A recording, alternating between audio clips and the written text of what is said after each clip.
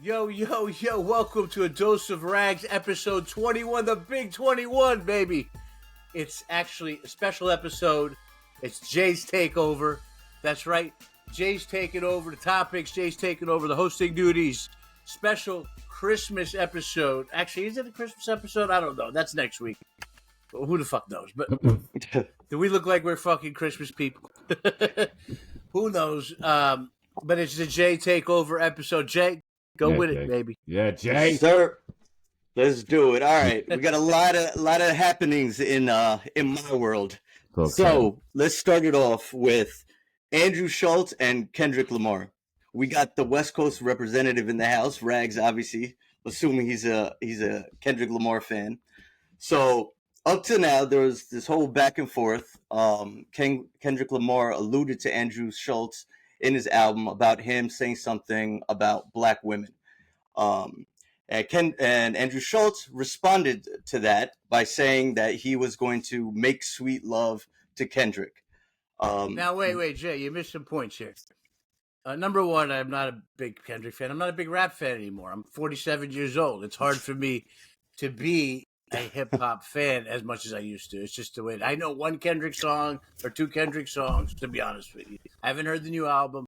But I think what you missed out on here is that Andrew Schultz was getting death threats, lots of death threats from Kendrick Lamar's fans. Yeah. Right? I think that should be, that's what we're missing here. If we just say, oh, Andrew came at him and said, I'm going to fuck you, it sounds weird, right? I think people was this before or after he said the I'm gonna fuck you? Before that. Before he even reacted. This was to Kendrick's, to the reaction to Kendrick. Okay? Because then all of a sudden, black culture is angry. A white boy talking about black women. This is so stupid, just to be honest with you, right? First of all, Andrew Schultz hasn't made a career talking about black women, okay? Andrew Schultz talks about everything, right? So, to sit there and single out one white comedian and say that they are talking about black women all the time, it's just not true. But yeah, then we're going back to Jay. Look, Andrew Schultz then reacted a few weeks later after the death threats. Again, he has to say something, right? Yeah, absolutely. And actually, this is why I think I wanted to get especially your take, Rags, because I feel the same way, right? If a comedian, one thing I love about comedy is the fact that they can make fun at everyone and anything, right? Nothing is off limits. Freedom of speech is really brought to light in comedy, right? So when someone says, oh, someone from another race cannot talk about this race, where does it fucking end? You know, where does it end? Yeah, it's bullshit. Because listen, at the end of the day, if you ask me, name a time Andrew Schultz talked about a black woman, I couldn't. Okay? So what in essence are we actually talking about here? I can tell you Andrew Schultz has made a lot of jokes about a lot of races, and they're fucking, some of them are funny, some of them I don't find so funny, right? I'm not saying I think Andrew Schultz is comic god. I think he's a great comedian. I've worked with him in New York years ago. I think that he worked his ass off to get where he is. He was pounding the pavement, hitting the stages as hard as anybody. He has been the guy who was promoting his podcast on Facebook 10 fucking years ago. I think the Brilliant Idiots podcast with Charlamagne the God. I know Charlamagne the God from the Wendy Williams show. He used to be Wendy Williams' sidekick. He used to show up at Caroline's on Broadway every Wednesday when Wendy Williams did her show. Charlamagne was always in the back. And I know he was around the comedy scene because that's how, again, Andrew Schultz did Wendy Williams' show and introduces Charlamagne. This is how everybody meets. It just doesn't make sense for me that we first of all say anybody can't say anything. Going back to your point, Jay, what the hell is that? First of all, to tell me I can't say anything about white women, maybe I'm not an expert in white women, but it doesn't mean I shouldn't. You can't just tell me I can't say anything. Yeah. And absolutely. I think that we leave that up to the comedian themselves to decide. Are you saying that as a comedian or just as a person, as an adult? As both, right? I think that, it's crazy because it's like saying, Anu, you can't say anything about Christianity. Why the fuck not? Just because I was raised a Hindu? I'm giving you the opinion from the outside looking in. Isn't that important as well? I'm not sitting here telling you that I make opinions on Christians, right? I'm just telling you I'm just naming that as an example. Comedians should be able to say whatever the fuck they want and face the consequences. That's life, right? Rappers say whatever they want. 1 million black rappers have mentioned white women. Okay? At the end of the day, it cannot be a double standard. Okay? It is 2024. What if the consequences are getting canceled, though? They're not. They're not. That's the thing. Kendrick Lamar will never get canceled for making fun of a white woman, right? Kendrick Lamar will never get canceled if he decided to take a shot at the Nation of Islam because he has his own fans. That's the beauty of that's why cancellations have ended. Because now it comes down to if your fans support you, how can you be canceled? Right? As long as venues are still booking you, and they will because it's all about money. Right? They got to keep the lights on. So they gotta have money. They gotta have people in the seats every week. As long as your fans are liking your fucking social media, as long as you're not taken off of social media, yeah, they can cancel you off of social media, like they did Alex Jones, right? But in the end of the day, if you're powerful enough, you could just create your own website, right? You can create your own type of social media. What is Schultz's? What is his obsession with Kendrick? Is he Team Drake? Is that what this is all about when it comes down to it? No, he was just poking fun at shit, and then because Kendrick made a mark, Schultz makes jokes as retaliation. You know what I mean? This started with Kendrick. Kendrick's new album. He said we should not let white comedians talk about black women. Right? It's a line from one of his songs, right? Or something like that. So this all starts from Kendrick. His head is getting big. Yes. Look, I'm in LA. You know, I dare not say a bad word about this man because he is protected like Nipsey Hussle here. You know, like Kobe He's Bryant, loved all throughout Cali. They ride hard for Kendrick. This guy can do no wrong. But in the end of the day, he's a human being, right? There's limits to what he can tell someone else to do, right? Yep. And you know what's funny, though? Meek Mill responding to Andrew Schultz. I don't know if you saw that, Rags, about when Andrew Schultz said he's going to put Kendrick on his lap and make love to him and shit, and Meek Mill tried to jump in. And Meek Mill is the last person to talk about any gay type shit. You notice Meek Mill just comes in at the wrong time every time? This guy's infamous for just coming in too late, coming in too hot, and no one gives a fuck no more, bro. You're trying to be relevant, Meek Mill. Stick to making music, because if you make a hit, everybody might forget what you did with Diddy, right? This is the way. This guy needs to he doesn't understand how to enter a conversation properly. And went to mind his own damn business, you know? Yeah. And the thing that I hate, especially, is because now all the Kendrick fans or whatever and the industry people are just throwing the term racist. Andrew Schultz is a racist. Andrew Schultz is a racist. And they use that term so loosely. So you're going to say Andrew Schultz is a racist. So what does that make the person that's in the KKK? You're putting them all, lumping them all in the same bucket? Like the word loses its thing when you call anyone. I mean, Andrew Schultz has more black people around him than most white people. He's put an Indian comedian on Akash Singh. He's look, this guy.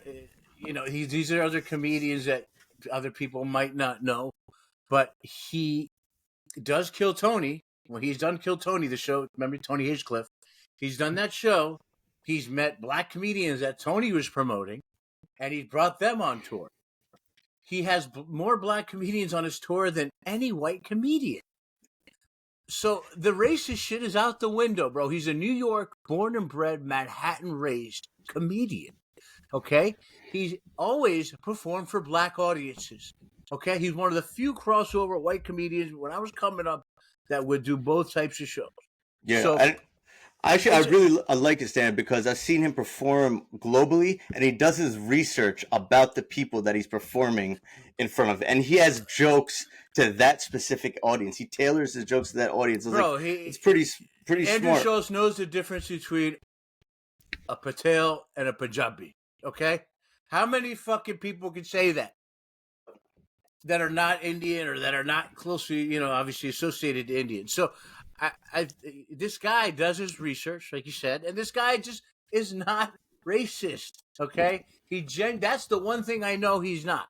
Okay, he obviously look. What are you gonna do? You come at the guy, and then people don't expect him to come back. This is insane. It's just normal shit. And Andrew Schultz has said shit about Indian people when Akash was there. Yeah. Well, I didn't care. I was like, he was making a joke. Like, you know what I mean? Big deal. Bro, you know? I'd rather all day hear what you think about Indian people and talk to you about it than to just have, again, just someone say, he's never been blatant said Indian people are dirty, right? He's never blatantly said Indian people are just bad people, right? That's the thing that I think is wrong, right? There's plenty of Indian people I have problems with. You know what I mean? Plenty of shit that Indians do that I don't like myself, right? So I think that it comes down to the fact that blatant racism and blatantly saying that people are a certain way when they're that's just not true. People are individuals. People make their own decisions, right? When Kendrick included this in his lyric, "Never let a white comedian talk about a black woman," who was he talking about? So that's the thing. He didn't explicitly mention Andrew Schultz, but everyone was saying, all right, he's talking about Andrew Schultz. There's also a theory that he's talking about Gary Owen. No, well, listen. He's also the funny thing is he said, and also he basically implied to kill the black people around that comedian, right? So he's implying to kill Charlemagne the God. He's implying to kill the comedians that are on the podcast, the black comedians that are on the podcast, the black comedians that open up for. Again, I think Gary Owen. Again, it could be Gary Owen as well. Remember, he said a general statement, so I think he means both, right? In essence, I don't think I think he's targeting Andrew Moore, but he's genuinely saying white male comedians have no right to talk about black women, right? In any premise at all? Is that, I mean, like, I don't understand what's the problem here. Like, why is this such a sensitive subject? Kendrick has gotten nothing but rave reviews and great press, right? So when someone feels like they have such an influence and so much power, sometimes it can make them say things that they think are going to be a good decision and maybe aren't the right black thing. Comedians talk about white women all the time? This is comedy. Yeah. Comedians, listen, the funny thing is, usually comedians just talk about women, right? It's not black women or look. Gary Owen was married to a black woman, right? Gary Owen just got divorced from a black woman, which he's not going to talk about that woman. That's insane. Yeah, right. Bill Burr too. He does too. Yeah. Bill Burr's experience is with his wife. Okay, but Bill also talks about women in general. Most of the time, we're talking about women in general. Okay, look, I do a joke where my joke is this: the worse. I'll just give you the rundown. The worse a woman is at telling a story, right? The harder it is for her to come, right? Like when you're fucking that one. Okay? Because that is something I genuinely believe. And it's across all the races, right? I think of a woman, if she's got no climax in her story, she herself can't climax, right?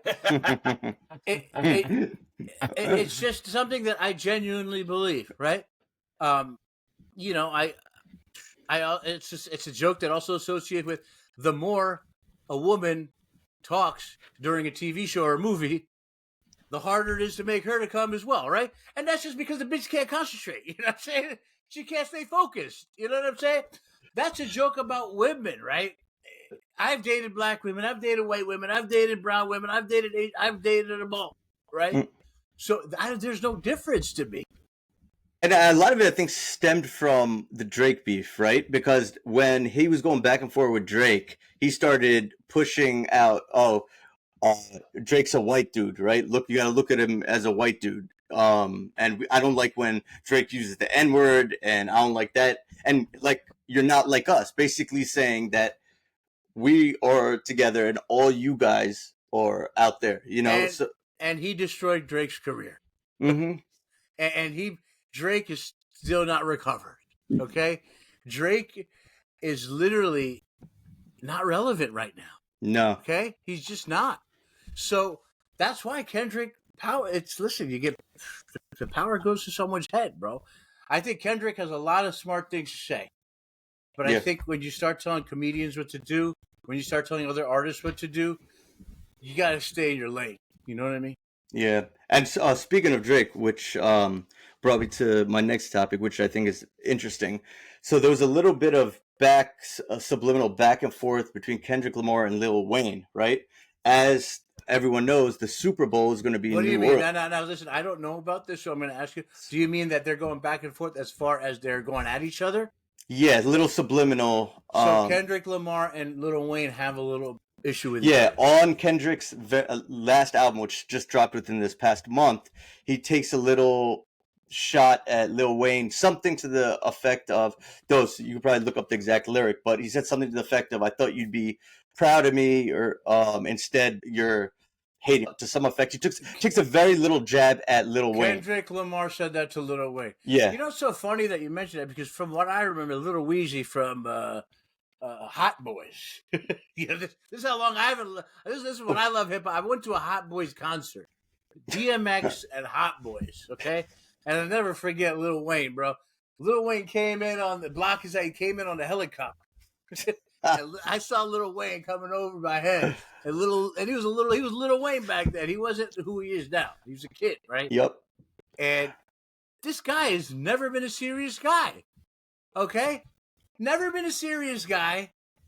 Okay, I've heard I've heard females in the hood like Lil Wayne, especially Spanish mommies, love Lil Wayne. I mean, this is their guy. You know, I don't know if that's changed. Now, this is going back a few years. Now, I don't see Lil Wayne always to me seem like a guy who wasn't as serious as say Kendrick. Yeah. It's weird to me that they haven't even having these interactions because they're so different from each other, right? Yeah. But- very, very, very different. Did this squarely stem from the whole Super Bowl selection? Being that the Super Bowl's in New Orleans this year. Correct. There was a lot of backlash. A lot of Yeah. backlash about that. And a lot of people assumed that since it's in New Orleans, including Lil Wayne himself assumed, well, since it's in New Orleans, I'm the obvious choice. Right. And Kendrick was selected to perform in the Super Bowl. And so there's a lot of. So did this all kind of come from that? Yeah, that's where it stemmed from. But I don't know what happened behind the scenes, but in the album on the song called "Whacked Out Murals," Kendrick says he let Lil Wayne down. So the exact quote is, "I used to bump the Carter 3. I held my Rolly chain proud. Irony, I think my hard work let Lil Wayne down." So basically he's saying that instead of being proud of him, Lil Wayne. Look, I gotta agree with Lil Wayne here, bro. It's his hometown. Yeah. Okay, if it was Super Bowl in L.A. and they had fucking Lil Wayne performing, Kendrick, you're gonna feel some type of way, bro. Yeah. Did they have the West Coast one? That. They had the West Coast one. Super and they Bowl. Had like Dre, 50. Yeah. Was Kendrick there for that one? I think Kendrick was there for that one, right? Yeah, because I think Snoop. They're all. Yeah. They're all. And then if anyone's to get mad, Jay-Z's the one that decided who's going to perform at the Super Bowl. Look, Louisiana's still L.A. But like, here's the thing: you can't expect Lil Wayne to be. Right, a little bit defensive about that. Right. It should be noted.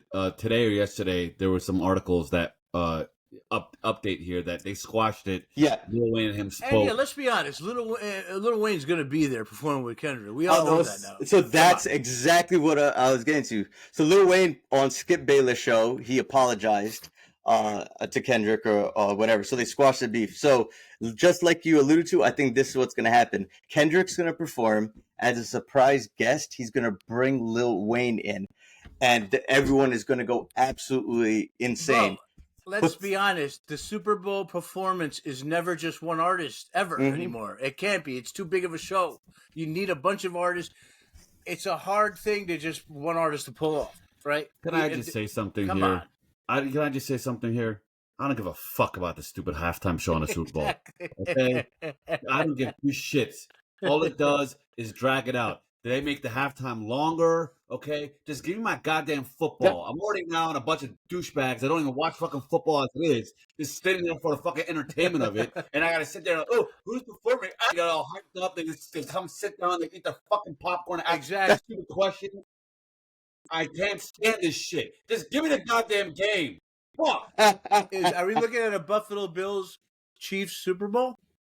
Eagles, baby. No, Rags. That can't happen. Okay. I don't. I'm not a big sports guy. They're on the same conference. That can't But happen. I'm hearing that those are the two best teams in the NFL. Well, I think you should ask your brothers who was going to go to the Super Bowl. Well, I just said it. Obviously, I'm going to hope for the Eagles do. I'm not saying what I'm rooting for based on the pick. You know, there's difference between opinions. No, ask who they think will go, not who they want to go.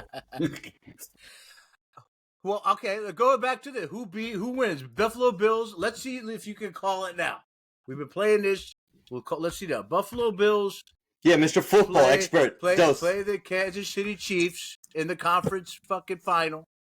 Is that what it's called? You want me to make a prediction? Let's make the prediction. Who do you think's going to win that game? Right here on the Dose of Rags podcast, first prediction is that Kendrick Lamar is going to bring Lil Wayne out for the halftime show. Now we'll give you the picks from our football expert. I want to go on record once again. I don't give a shit about the halftime show. That's number one. Okay.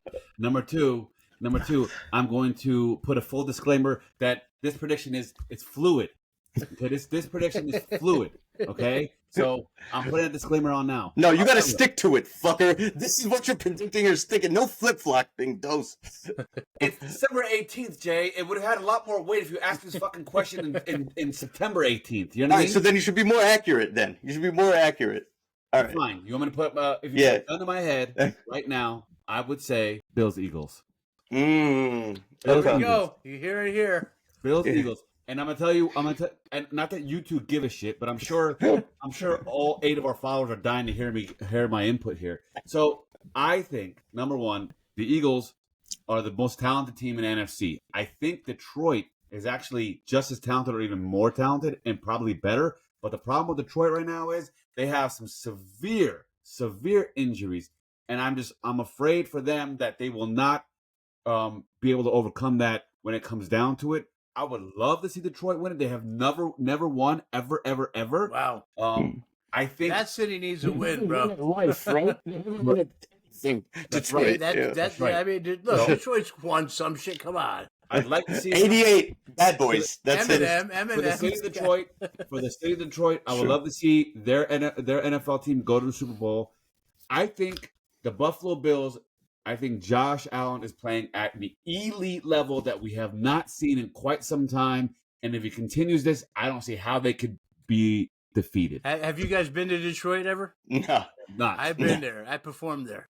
You did? How was it? It's quite a city.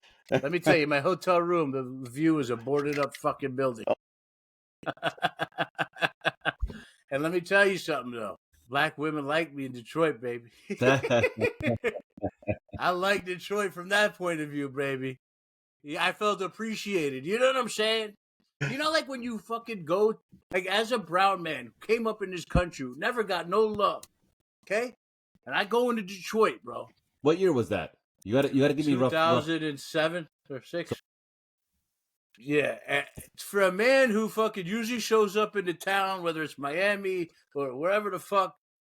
Right, you just need to show up with a water bottle and they'll love you. And I'm not that special.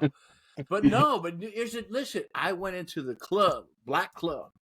I had the women, the girls looking at me. You know, I felt attractive, They've never seen, bro. They've never seen a Daisy in Detroit in 2007. I felt good.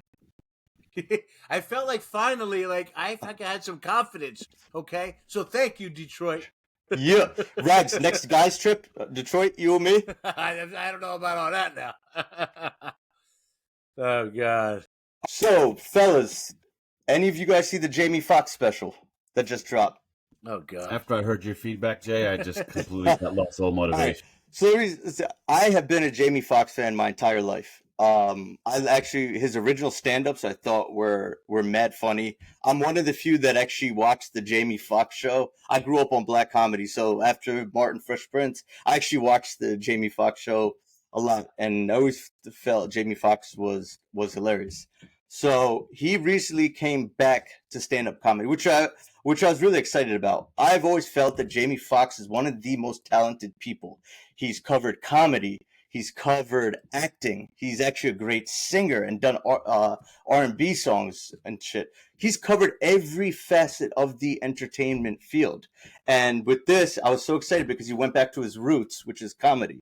So I watch it. It was a really rough day, right? And I wanted to laugh my ass off. I think we were all looking forward to it, and I think this is what shows the world how hard stand-up comedy is. Yeah. I'm someone who took a break from stand-up comedy because I fell into a corporate job, right? It was so hard for me to get back on the horse. I thought I have some experience. No, I had to redefine myself, reinvent myself. I had to really understand what I was doing, and I had to restart. It was a complete fresh start for me. So I think this shows you Jamie Foxx, the guy was on In Living Color, the guy was in impressions like a motherfucker, came out onto this show, and it showed that he did not work this out in the clubs. He did not work this out in front of random fans and random club goers. Comedy club goers. He did not do what you need to do to make sure material is good. What you really have to do is you have to work material, right? You take a premise, you take a punchline, you work. You start by going into the fucking showroom and you say the fucking thing that came to your mind that you wrote. And in that moment, if you think of something a little, your adrenaline's pumping. So if you think of something that tags that, right, you'll know if it works right away, but you won't know if it works right away. Every single comedian, the idea, the premise, and the punchline starts off usually as somewhat of a bomb, okay? And then you learn how to work these ideas, right? The whole thing is we, as comedians, we know something is either funny or not, right? We have a feeling, right? Now, we're not always accurate, right? But you know you have to work the shit out of something to get to the goal, right? You have to work, you have to write, you have to go up stage, you have to write on the stage, you have to add the tags there, you got to go off the stage, you got to listen to it, you got to watch it, you got to rewrite it. Again, that's how you make a bit. He didn't do Rex, any let's look at you, for example. I mean, you took a hiatus and you're still trying to polish up your skills before you do your next show. I mean, how many years has it been? 3, 4, 5, 6? I remember before Rags took his hiatus, his like delivery and shit, like it gotten top notch. No, again, and you guys are right. Look, for me, it's like I want to perfect my hour of material, my 45 minutes of material, right? I want to make sure everything I do is to the point of fucking getting a laugh every 10 to 15 seconds. Right? Well, let's get fucking going, goddammit. Well, I mean, eventually I'm going to put some clips online. That's a guarantee, bro. 2025. 2025, okay? You're going to get 25 clips from me. Is that your New Year's resolution right there? No, look, I've been saying that since 2023. The problem is I'm a perfectionist, and another thing is that I also remember I still have a corporate job. A lot of the shit I talk about on stage is pretty deep. You know, it's a lot even deeper than what we talk about on this podcast. So, yes, I'm going to get it out there. Now, this is not about me, by the way, you assholes. So the last, I know, but let me just, since real quick, since we're on it, I have one suggestion. You know how people have their New Year's resolutions and by like 3 weeks into their New Year's resolutions, they're done with it. What I suggest you do is you start your New Year's resolution in March. That way you come off as being someone that's been holding on to that New Year's resolution and being consistent about it longer than everyone else. 100%. Look, I want to have a special, whatever we call a YouTube fucking set. I want to have it out, right? It's something that's going to come out, bro. I've been working hard on this material. I perform on a consistent basis. There's ups and downs, of course, it's comedy. I'm not in a position I'd love to be in comedy where I'm passing every LA club, where I'm touring the country. I still work a corporate job. I know for a fact that I am better today as a comedian than I have ever been. And maybe you should get Dan Ninen to tutor you and mentor you. Dan Ninen, oh man, that's stupid motherfucker. That should be name dropping people. No, fuck it, we can make fun of that guy. That guy's awful. That guy is as bad as a comedian as you can be as a human being. Some people you can talk about. Ladies and gentlemen, it's very rare.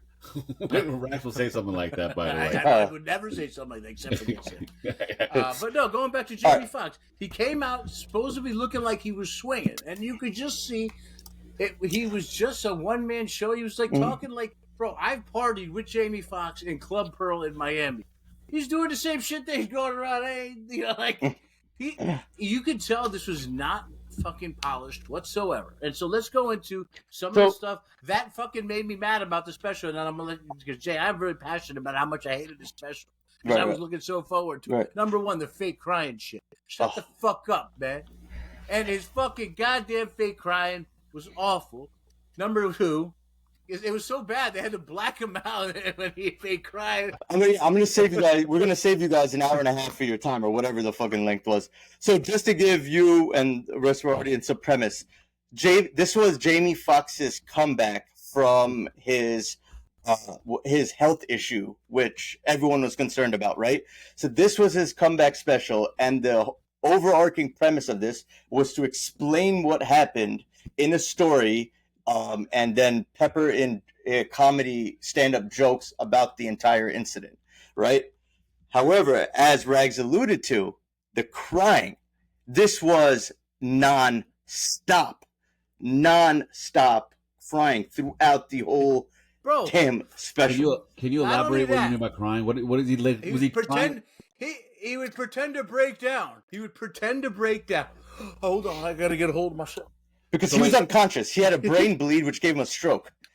So he was hospitalized. Well, he had he had a stroke that gave him a brain bleed. Okay, a stroke that gave him a brain bleed. Wait, so, let me. So remember, I'm speaking from someone who hasn't watched it before, so it's important that you guys clarify this thing for me. Mm-hmm. When you say he was fake crying, does that mean he was pretending like he was really, really crying, and it wasn't? Yes. It just didn't come off as being organic or authentic? No, it was so bad that he was pretending that he was fighting back the tears. He wasn't actually going into the crying. He was pre-crying, but I'm about to cry, but I'm going to stop myself. And he was full of shit. Come on, bro. Yeah. And it was, okay. It was so bad that he would fake cry, like start to break down. It's so emotional. And then stop crying. And then they black him out so he couldn't see his face anymore. And what made me the most mad is that there's no punchlines. There's barely any punchlines coming on this fucking thing. It's so boring. They hyped it up with the whole Diddy shit. It had nothing to do with Diddy. Nothing to do with Diddy. And on top of that, he blamed God. He said because God had given him so much money, so much fame, so much everything in his life, giving people, smile on people's faces. And by the way, the man is so fucking talented with his acting and his impression and what used to be his stand-up, right? I don't want people to think that we don't remember Jamie Foxx. The guy is the fucking... He's a legend. Guy's got more tools than anybody in Hollywood, okay? He could sing, too. Absolutely, exactly. Like I said. Which he did at the end. Yep. So the thing is to me, to see a man who is so good be so bad, right? That's the weird part. Right? He also did impressions, and the impressions were so bad compared to how good this guy is at impressions. The Cat Williams one was good though. He got him. The Denzel was okay, but the Jay-Z one, that was horrible. God. That was horrible. And the Jay-Z one's been overdone a million times by people that are better than him. Come on. I mean, we can all do that shit. Ari Spears. Ari Spears and what's his name? The other dude. Young Pharaoh. Jay Pharoah. Yeah. Jay Pharoah. Young Pharaoh's our boy. Shout out to Big Al. Shout out to Ali. Yep. But look, like at the end of the day, it was just the reason. Look, he wasted everybody's time. He pretended that the Diddy situation was the reason he went into a fucking brain bleed. Come on, man. You can't. This is a clear case of Diddy did not deserve to be blamed. So, like, I think 50 alluded to it on Schultz's show. They used Diddy's name for marketing, right? Yeah. Like he was going to tell this whole story about how Diddy poisoned him, which led to it, or some shit, right? So that's what everyone was anticipating, that he was going to tell to do with it. Yeah, exactly. So people were anticipating that he's going to reveal some crazy backstory about something that happened at a Diddy party. So I heard about that. I saw that, and actually that's one of the things that got me hyped to watch it. On top of the fact that I know that he's a funny and talented dude. You mean to tell me there was absolutely no clarity about all that shit that was marketed beforehand? No. He said he wasn't sure how it happened. What a crock of shit. So listen. The fucking best part about this, the funniest part about all this is afterwards. It's Jamie Foxx's birthday last week. They go to Mr. Chow's, a famous big restaurant here. Jamie Foxx brings 50 of his family and his close friends to celebrate his birthday at Mr. Chow's. They're sitting on the main floor. On the upstairs VIP level is guess who, fellas? Mr. Chow. No. The Leslie Chow. The Jackass crew. No way. Yeah, listen. The Jackass. No, but it wasn't Johnny Knoxville and them. It was the crew. You know, the production engineers, these type of motherfuckers, right? The guys holding the fucking boom mics. You know, these motherfuckers are upstairs. One of them starts putting like a laser pointer, but it's a laser pointer, not a normal laser. It's a laser pointer that has a dick. So he puts a dick on fucking Jamie Foxx's fucking head. He puts a dick on Jamie Foxx's head. Jamie starts getting annoyed. My kids are here. Walks upstairs. My kids are here. What are you doing? With a couple of trying to strong arm him. Goes to sit back down. One of the Jackass guys throws a glass in the thing. And it's Jamie. He has to go to the hospital and has to get the stitches done. No way. Yeah, man. On his birthday, yep, he has to go back in the hospital right after his stand-up gets released. This is, yeah, you can't make the shit up. That is hilarious. I didn't hear about that. Oh shit. Not the fact that he had to go to the hospital. Yeah, don't miss it. But the penis fucking thing on the forehead. I'm sorry. That's fucking. I gotta get one of those penis laser pointers. That's that is genius. That is so retarded. A It is red hilarious. penis on your fucking head. And he did it to the biggest celebrity. Like, just put it up. Hey, bro, you know these guys don't give a fuck. They don't give two fucks. Let's be honest, they were probably pretty fucking hammered up there. Oh yeah. That's them. Everything you see in those Jackass shit is them. Me and James Kazakoff, remember James, right? Our boy Yeah. James. We were in New Orleans. I forget whose fucking goddamn bachelor party was that? Reefs? No, Reefs was in Vegas. Reefs No, was in New Orleans was Push.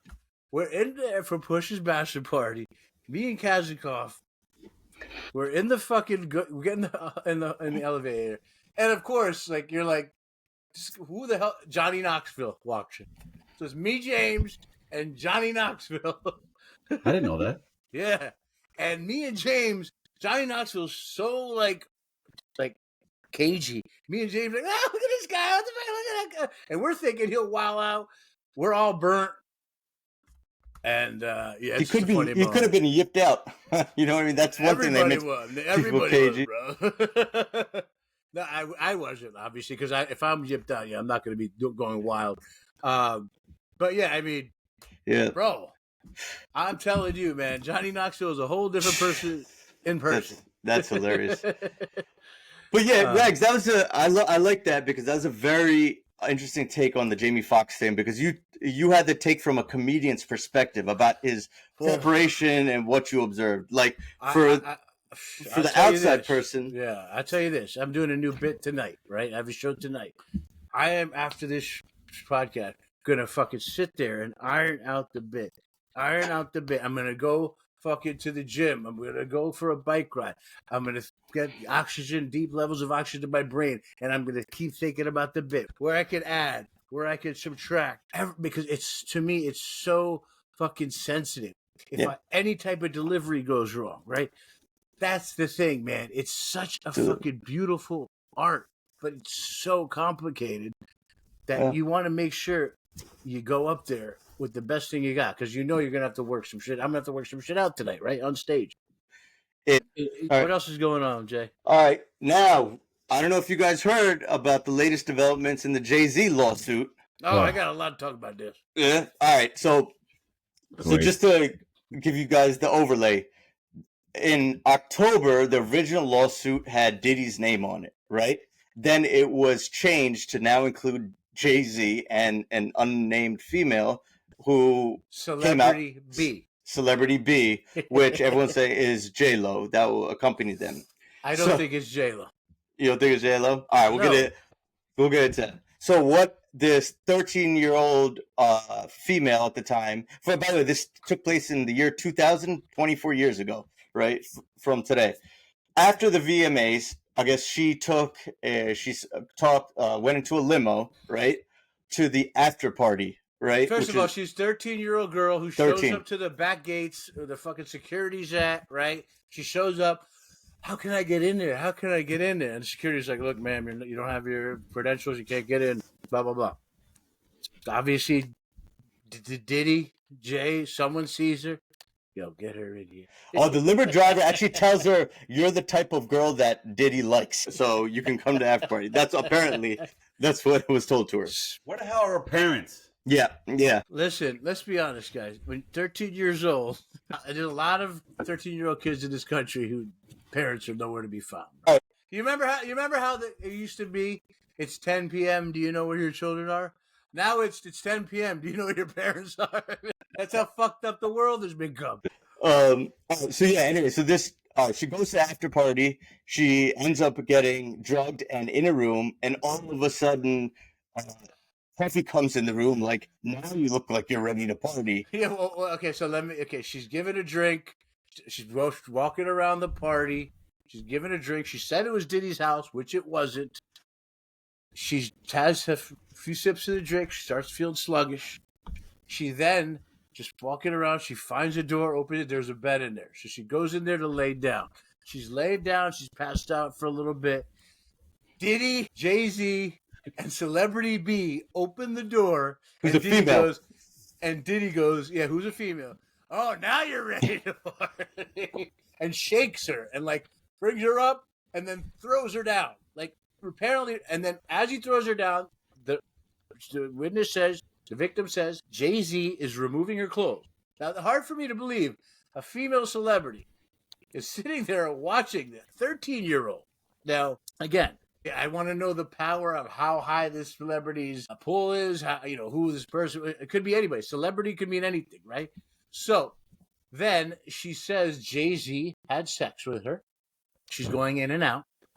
And then she says she wakes up to Diddy's then Diddy takes her and throws her again. For some reason, he's throwing her around. I don't know what's going on with this guy and throwing women. And keep in mind, the female is watching this whole... Watching, yeah.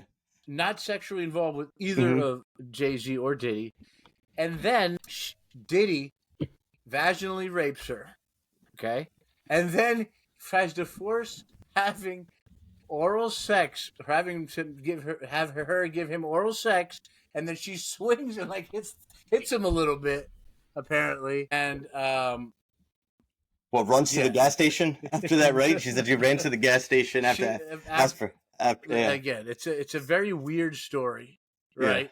Yeah. Look, has the victim been made public? Do we know who she is? No, the lawyers do. She did an interview with NBC News on last Friday. Okay, she did an interview. Now, some of these, I don't know, Jay, some of these details are wrong, right? Did you hear about this? So, actually, all of it. So, just, I think, yesterday, a day and a half ago, Jay-Z's lawyer. So then after this, Jay-Z makes a huge public statement saying that I'm not the one to play with. You're not going to try to extort me for money just because I'm a celebrity. This shit has got to stop. He's like, I am going to fight this. And then he challenged the attorney's credibility. He basically said, and if this was really true, you'd see criminal charges instead of a civil one. But you're not going to get a damn penny from me. Now, the attorney of the client said, we didn't want to seek money. We just wanted a mediation. What the fuck were you trying to seek in that mediation if it wasn't for money? But what about the details, Jay, of the things she lied about? So, the main one here, this is the biggest, destroys some of her credibility.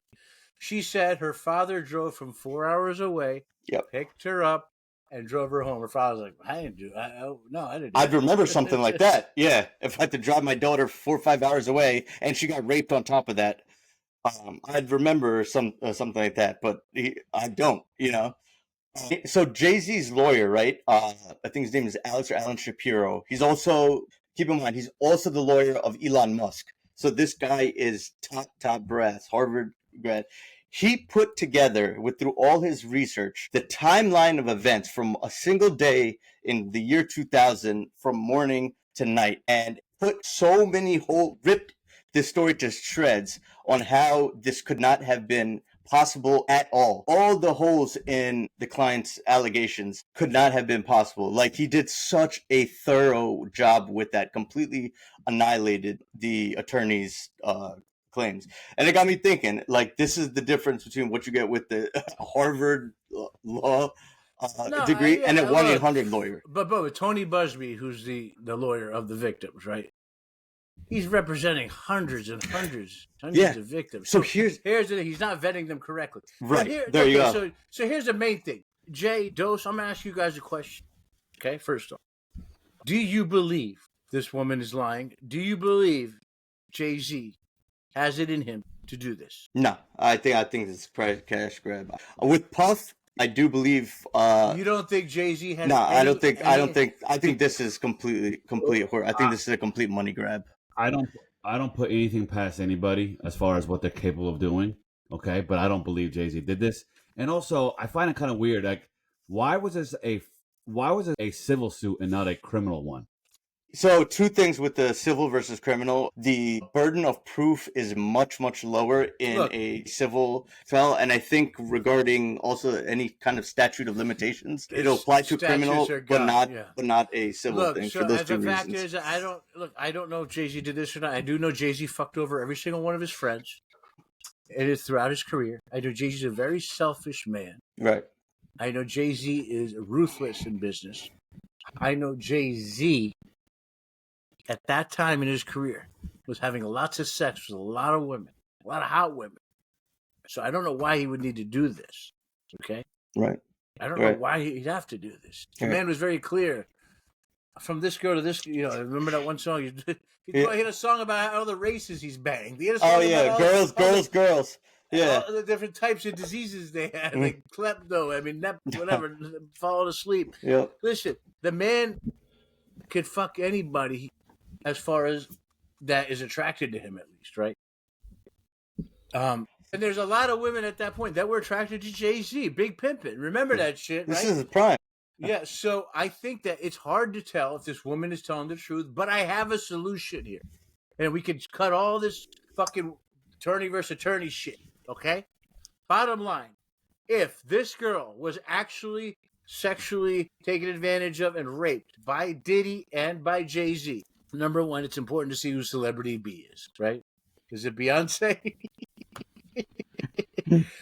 It's important to see who it is.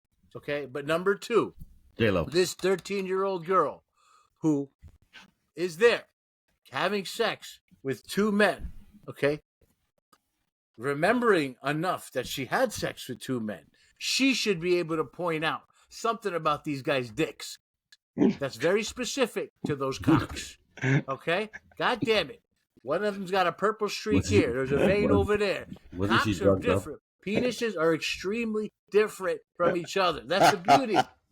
You think she could pick it out of a lineup? I think she could pick it out of a lineup. I think she could say there's a birth mark here. Looking at Jay-Z's lips, there's got to be something weird about that cock. You know what I'm saying? God damn it. Diddy, she's got to identify something about this guy.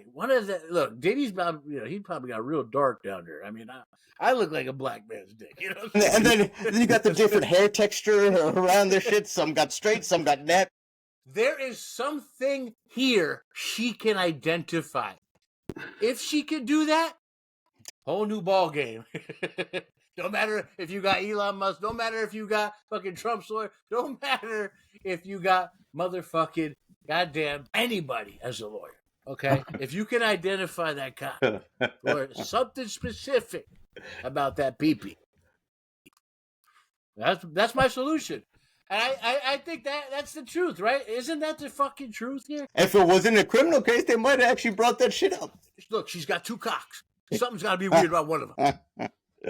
He's got a dick ring over his shit. I mean, Diddy, there's something going on with Diddy's. Jay-Z's got very unique features. So let's find out who Celebrity B is, because it's the most important thing. All right, guys. One more thing, big shit happening. Maybe not for you, Rags, but for us here in New Jersey. Christ. The fucking drones, UFOs, whatever. What do you mean, Jay? They're all around the country now. They're here too, bitch. Keep on your story, bitch. I thought we were special. Whoa. The drones are now everywhere, and that's when did why you start getting worried. That last week they've been here in SoCal. Dude, what do you mean? I thought we were special, as if it's fucking some kind of after-school special. Bro, these drones are out of control. Because it was all about New Jersey for I guess a minute. So I thought, I was like, why Jersey? Why Jersey? Bro, I'm telling you this. These drones are apparently, again, California, Camp Pendleton. They're spotted over, which is the big army camp halfway between L.A. and San Diego. So over the military bases over there, same as over here. Did you see any? They're in your area. I heard like my wife said she saw one in our area. I was telling her that I don't think that's one, but I think I haven't she seen feels it, pretty convinced that it was one. There was another one supposedly around my mother-in-law's home. So yeah, there's a couple around here. I haven't seen them. I haven't paid much attention to the sky to see. I know what's going on. I just haven't been looking for them. Right. Look, wait. Let me ask you this: they're all over the goddamn country. Apparently, everyone's seeing these fucking things. The government's like, don't worry. Don't worry. They won't tell us though. What the fuck? Literally today, they're like, nothing to worry about. Nothing to see here. I talked to him earlier. I said, what do you think they are? I go, that's definitely China and Iran intelligence. I said, what the fuck are you talking about? Listen, when we shoot them down, look, why is Biden so clear? Nothing nefarious. He's saying the Pentagon, no, nothing, not a big deal. Dude, what is why would they on? send all these drones if it's just nothing? So many drones for this. You know what I kind of like is the fact that we're getting our own medicine of terror, right? We terrorize the world. We have our base camp set up everywhere with our army and our Marines, and we're setting up drones. And we're always surveilling, and we're always sending jets over shit. Yep. We get to feel what it feels like. And bombs and planes as well. Exactly. Except, please don't send a bomb. I mean, I'm getting the gist of it, dude. That it is scary to think about that. We just have these drones are the size of vehicles, right? Yeah, they're huge. It's interesting, right? So on the Joe Rogan podcast, his most recent guest, Ryan Graves, who's a former Navy lieutenant and F-18 pilot who testified to Congress last year about the existence of UAPs or UFOs, right? He's talking about the New Jersey drones. He said a very similar thing happened last year around this time at the Langley Air Force Base for around 2 to 3 weeks. But the scale in New Jersey is way bigger than that. He says these things don't give off any heat signatures, which disables our military weapons from locking onto them, and he's never seen anything like that before. Let me tell you guys this. If someone is trying to do surveillance, they're not going to do it with a vehicle-sized drone. There's a drone that's the size of fucking, like, it's the size of a goddamn fucking zit, okay? It's the size of like a piece of sand, okay? They can send that drone if they thousands of them, and no one will ever see them. And they can do counter surveillance. They got the Chinese fucking drones are shaped like birds. They would fucking send those. What do you think it is then? It's something our government's doing, obviously, bro. What do you mean? Yeah, but surveillance. Yeah, but for what purpose? That's what I'm asking you. What is the if it's not to survey? They're probably doing some type of study, right, on how people react to these types of things. It feels like that's the most logical, rational explanation to it. If they keep telling us, reassuring us, everything is okay, they're the ones responsible. Isn't that well, did you see Trump? That's a good point. Very good point. Did you see Trump's comments on it? No, well, something fishy's going. But I heard him basically saying there's something. Yes, okay. U.S. government's responsible for this because it's also around our bases. Yeah, which is we would take it extra serious, right? And they wouldn't be just allowing them to sit up there, but they are. So, and they're saying, please do not shoot at them, right? So it's obvious it's that. Yeah, and listen, Trump. This is going to be interesting. It's 1 month from now. Trump will be inaugurated. Okay, about 12/20, right? Is that the day? I mean, 1/20, right? January 20th? 21st. 21st, all right. So about a month from now, we're going to see how quickly we get that information. Okay? Unless we get it before then. But I think they're going to have to say something more than they had to say today. This fucking U.S. government is so goddamn quiet about everything.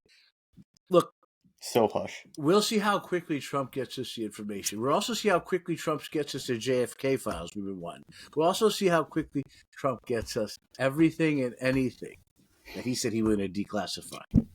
So, and I don't want to see One working theory about this is that there was a nuke that went missing from Ukraine, and the drones are out trying to locate that missing nuclear weapon. Drones are not looking for anything because they're just sitting there. Okay. Actually, some of the videos I saw, some of those shits look like kind of like the UFO videos that I've seen in there. Those dots and shit like that. Bro, we're in true fucking. We are in true. I'm sometimes I get paranoid because this is so close to New Year's, right? I'm like, yo, what if some wild shit is like they're surveying the shit and so close to New Year's and something happens on New Year's? That's what I don't know. These are some of the fucking thoughts that was going through my head. That's exactly what they want from you, bro. Let me tell you, if the U.S. government is sitting there, these are surrounding our bases where we have all of our intelligence, and all of our fucking, basically, our manpower and female power, right? What the fuck? If they're the ones, they have to be doing it, dude. They're not going to be okay with civilians doing this. They're not going to be okay with any foreign entity doing this. Why they would say to us, we're reassuring you, it's nothing going on. It's them. It's them. Yeah. It's fucking them. Okay? or it's aliens. Listen, if it was aliens, think about it. They wouldn't tell you if it was. Well, they wouldn't tell us. Yeah. What do you mean? They'd have to tell us that if they're just sitting there. Dude, let me say something and tell you guys this right now.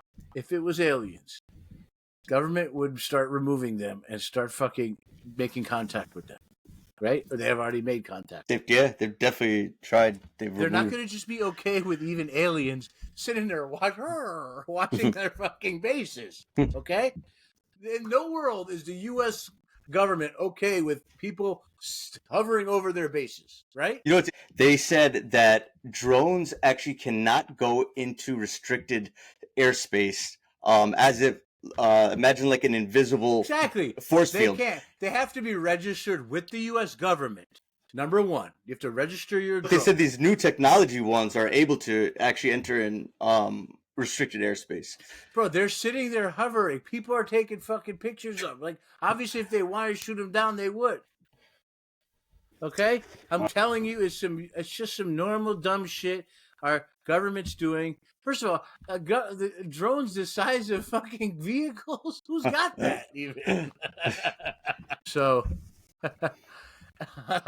most likely,